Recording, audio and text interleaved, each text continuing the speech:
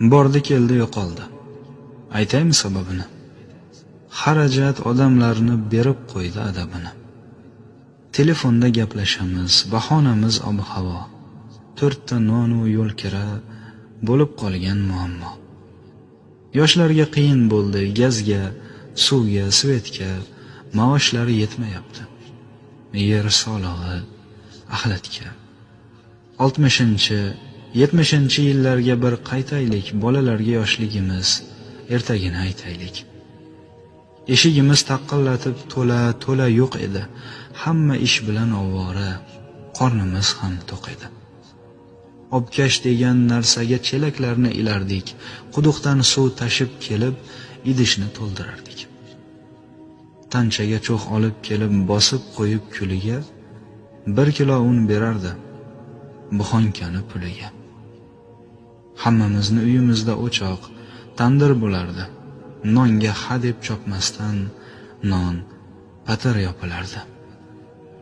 Chiroqning idishiga kerosinni quyib olib, qorong'ida o'tirardik, lampa shisha yoqib olib.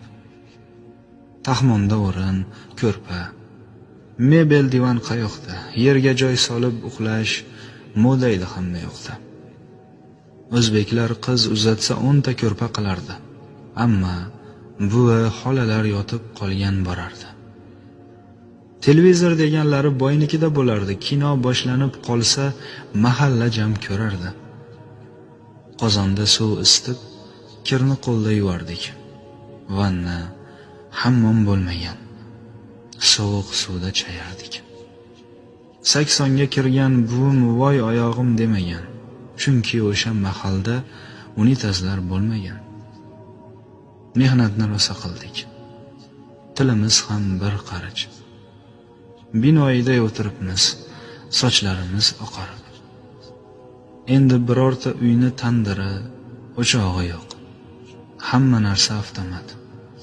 Hamma kasal, sog'i yo'q.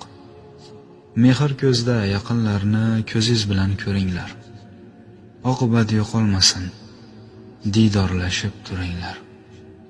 She'rni Qashqadaryo ahli Telegram kanali uchun maxsus Javohir Kamoliddinov o'qidi.